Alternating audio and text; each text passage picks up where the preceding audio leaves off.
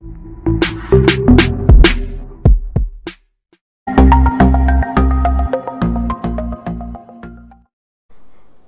అండి, ఎలా ఉన్నారు అందరూ? బాగున్నారా? నేనైతే బాగున్నానండి. మీ అందరికీ అమ్మవారి ఆశీస్సులు ఎల్లప్పుడూ ఉండాలని కోరుకుంటూ, బుధవారం రోజున ఒక చిన్న పరిహారం కనుక మీరు చేసుకుంటే మీ యొక్క జాతకం మారిపోతుంది. ధనం కావాలని అనుకునేవారు తప్పకుండా చేసుకుంటే అదృష్టం మిమ్మల్ని వరిస్తుంది. ఏ రకంగా చేయాలి ఏంటనేది చూద్దామండి. అంతకన్నా ముందు ఒక చిన్న రిక్వెస్ట్, ఈ వీడియోకి ఒక చిన్న లైక్ చేయండి. సబ్స్క్రైబ్ కాని వారు మన ఛానల్కి సబ్స్క్రైబ్ చేసుకోండి. గంట సింబల్ని ప్రెస్ చేసి ఆల్రెడీ నోటిఫికేషన్ తప్పకుండా యాక్టివేట్లో పెట్టుకోండి. కుదిరితే కనుక మీకు తెలిసిన వారందరికీ షేర్ చేయండి. ఓకేనండి, ఇక మన విషయంలోకి వెళదాం. ఎవరి జాతకంలో అయితే బుధగ్రహం బలహీనంగా ఉంటుందో వాళ్ళు ఏ పని చేసినా సరిగ్గా కలిసి రాదు. ఎప్పుడు చూసినా ఏదో ఒకటి ఆటంకాలు వస్తాయి. ప్రతి ఒక్క దాంట్లో ఆటంకాలు వస్తాయి. బిజినెస్ మొదలు పెడితే బిజినెస్లో సరైన లాభాలుండవు, నష్టాలు వస్తాయి. అలానే ధనానికి సంబంధించిన సమస్యలు కూడా దానంతటికి అదే వస్తాయి. రాజకీయ పరంగా కానీ, జాబ్ చేసే వాళ్ళకి ఏదైనా ప్రమోషన్స్ కోసం వాళ్ళు ఎదురు చూస్తున్నా, లేదంటే జాబ్కి అని చెప్పేసి ఇంటర్వ్యూకి వెళ్ళేవారు కానీ, ఈ రకంగా ప్రమోషన్స్ కోసం కానీ ఆటంకాలు వస్తూ ఉంటాయి. అనుకున్న పని అనేది ముందుకెళ్ళదు. ఇలాంటి వాటితో చాలామంది బాధపడుతూ ఉంటారు. అసలు ఎందుకు ఇలా అవుతుందనేది అసలు అర్థం కాదనమాట. మొదలు పెడుతున్నామో కానీ అన్ని మధ్యలో ఆటంకాలు వచ్చేసి సగం సగం పనులే జరిగిపోతున్నాయి. ఇదంతా బుధగ్రహం బలహీనంగా ఉండి ఇబ్బందులతో బాధపడేవాళ్ళు ఎవరైనా ఉంటే కనుక తప్పకుండా ఇప్పుడు చెప్పుకునే ఒక 2-3 విధానాలను కనుక మీరు ప్రయత్నించి చూడండి. మార్పు మాత్రం ఖచ్చితంగా ఉంటుంది. మీ జాతకంలో బుధగ్రహం బలపడుతుంది. మీరు ఏ పని చేసినా ఫలితం వస్తుంది. మీరు చేసే ప్రతి పనికి విజయం ఉంటుంది. అలానే వ్యాపార అభివృద్ధి ఉంటుంది.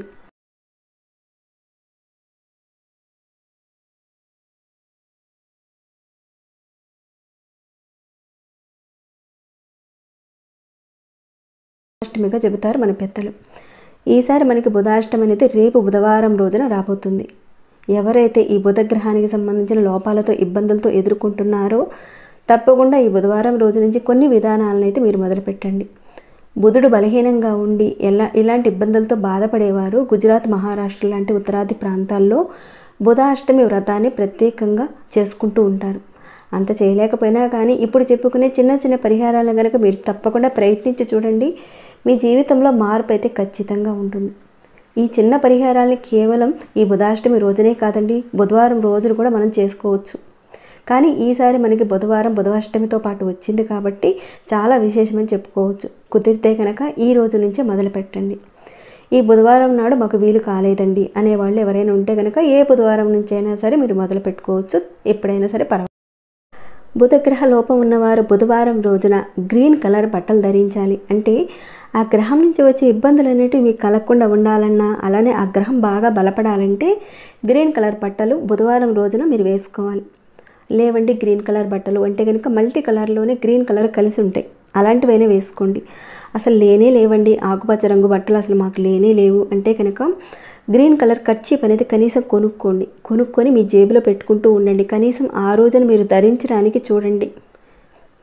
ఈ రకంగా మీరు ధరిస్తూ ఉంటే కనుక మీలో మాత్రం తప్పకుండా మార్పు అయితే కనిపిస్తుంది. మీ జాతకాన్ని మీరు మార్చుకున్న వారు అవుతారు. ఇలాంటివన్నీ చేసేటప్పుడు మీరు ఒక నమ్మకం పెట్టుకొని 100% నాకు రిజల్ట్ వస్తుంది అని ఒక కాన్ఫిడెంట్తో చేయండి, ఖచ్చితంగా ఉంటుంది.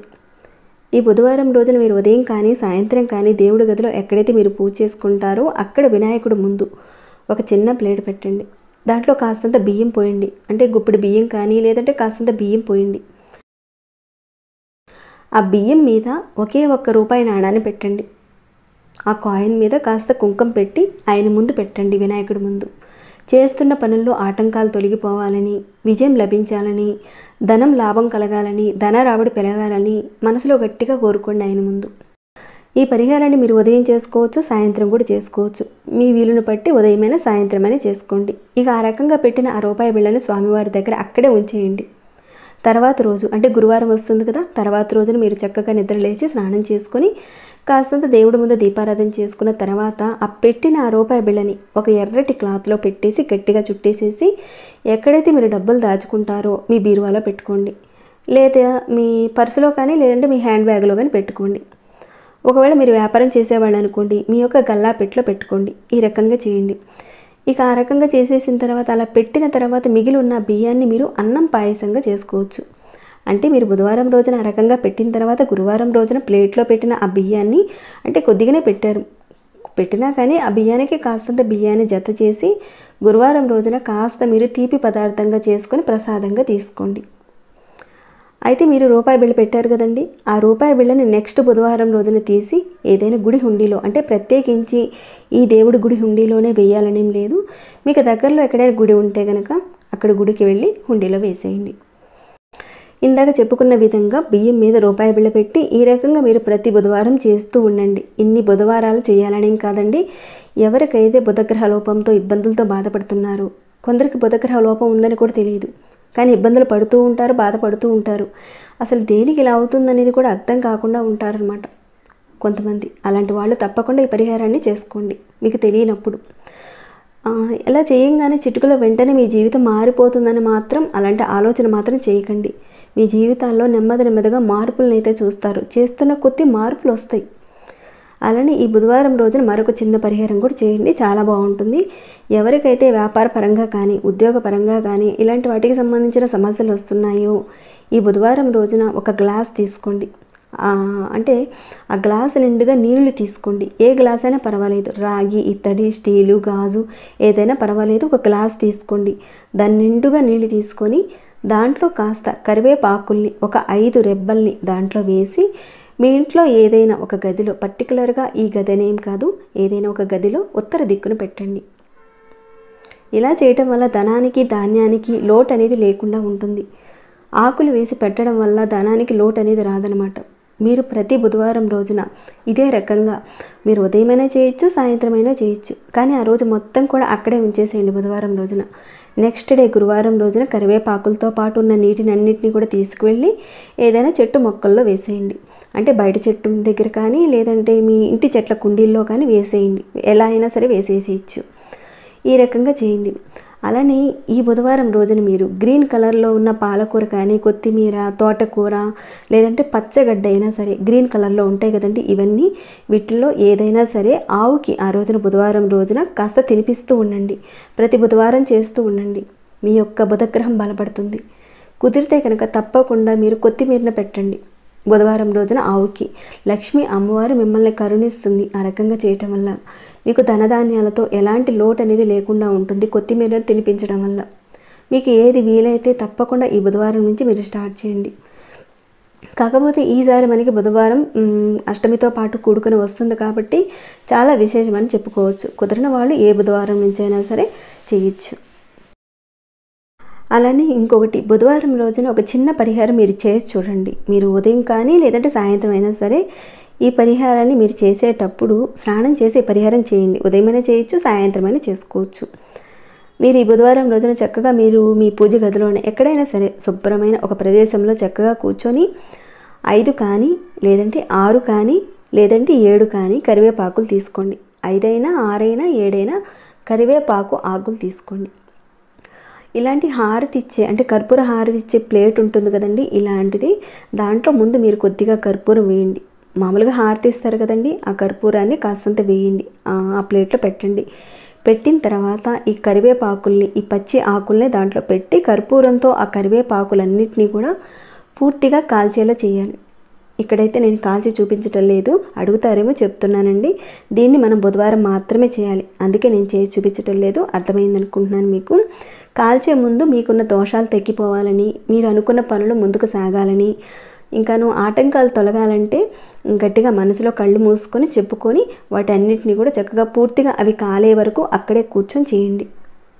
ఇలా చేయడం వల్ల ఆకులు కాలుతుంటే మీ యొక్క గ్రహానికి సంబంధించిన దోషం అనేది తగ్గిపోతుంది, జాతకం మారుతుంది, బుధుడు మీ జాతకంలో యోగిస్తాడు. ఈ రకంగా వెలిగించిన తర్వాత వచ్చిన ఆ మసిని మీరు ఏం చేస్తారంటే డస్ట్బిన్లో కానీ ఇంకెక్కడైనా వేసినా పర్వాలేదు, పారేసేయండి.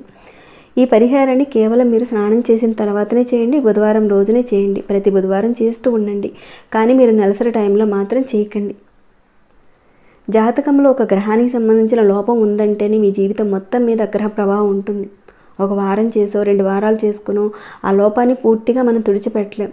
కాబట్టి జీవితాంతం ఉండే ఒక గ్రహ లోపం కాబట్టి, అంటే జాతకంలో ఉండే గ్రహ లోపం కాబట్టి, మీకు కుదిరితే కనుక ప్రతి బుధవారం రోజున ఇప్పుడు చెప్పుకున్న వాటిల్లో నుంచి మీకు కుదిరింది ఏదో ఒకటి చేస్తూ ఉండండి. చెప్పుకున్న విధంగా గ్రీన్ కలర్ బట్టలు కట్టుకుంటూ ఉండండి ప్రతి బుధవారం. అలానే రూపాయి బిళ్ళని బియ్యం మీద పెట్టడము, ఇలా ఈ పరిహారం మీకు కుదిరితే కనుక చేయండి. లేదంటే కరివేపాకుని కర్పూరంతో కాల్చడము, ఈ పరిహారం మీకు కుదిరితే కనుక ప్రతి బుధవారం చేయండి. ఇంకను గ్రీన్ కలర్లో ఉన్న ఆకుకూరల్ని ఆవుకు తినిపించడం చేయడము, ఒక వారం అటు ఇటు ఎప్పుడైనా కుదరకపోయినా కానీ మీరు ఈ పని మాత్రం చేస్తూ ఉండండి. ప్రతి బుధవారం ఒక నియమం అనేది పెట్టుకొని చేసుకుంటూ ఉండండి. నేను చెయ్యాలి అని అనుకొని మీకున్న గ్రహదోష లోపాన్ని తగ్గిస్తూ వెళ్ళండి. అలా చేస్తే కనుక మీ జీవితంలో అంత సక్సెస్ సాధిస్తారు. తాంత్రిక పరిహారాల్ని మనం ఉపయోగించుకోగలిగితే మనంత అదృష్టవంతులు మరొకరు ఉండరని చెప్పుకోవచ్చు. మనం నమ్మకం పెట్టుకొని చేసుకుంటే కనుక అంత బాగా పనిచేస్తాయి. చిన్న పరిహారం అని చెప్పేసి మీరు తక్కువగా చూడకండి. వీటిని చేసిన తర్వాత ఫలితం మాత్రం అంత అద్భుతంగా ఉంటుంది.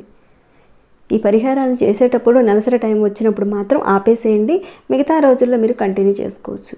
మీ వెసులుబాటుని బట్టి, మీ వీలుని బట్టి ఇప్పుడు చెప్పుకున్న వాటిల్లో నుంచి ఏదో ఒక పరిహారాన్ని కానీ, లేదంటే అన్ని పరిహారాలు మేము చేయగలుగుతామండి అంటే కనుక అన్నీ చేసుకోవచ్చు. మీ జాతకంలో ఉన్న, జీవితంలో ఉన్న సమస్యల నుంచి మీరు బయటపడతారు. అదృష్టం మీకు కలుగుతుంది. తప్పకుండా చేసుకొని మీ అందరికీ శుభాలు కలగాలని నేను ఆశిస్తున్నాను. ఈ వీడియోని ఇంతటితో ముగిస్తున్నాను. మరి మీ మనసుకు ఎలా అనిపించిందని మాట చెప్పండి. ఇంకేమైనా డౌట్స్ వస్తే కనుక అడగండి, తప్పకుండా రిప్లై ఇస్తాను. లైక్ చేయకుండా ఇంకా ఉంటే మీరు ఒక చిన్న లైక్ చేయండి. సబ్స్క్రైబ్ కానివారు మన ఛానల్కి సబ్స్క్రైబ్ కండి. అలానే మన ఛానల్లో ఉన్న వీడియోస్ని ప్రతిరోజు చూస్తూ ఉండండి. కుదిరితే కనుక ఈ వీడియోని 10 మందికి షేర్ చేయండి. మరొక భక్తి వీడియోలో మళ్ళీ మిమ్మల్ని కలుసుకుంటాను. అంతవరకు సెలవు.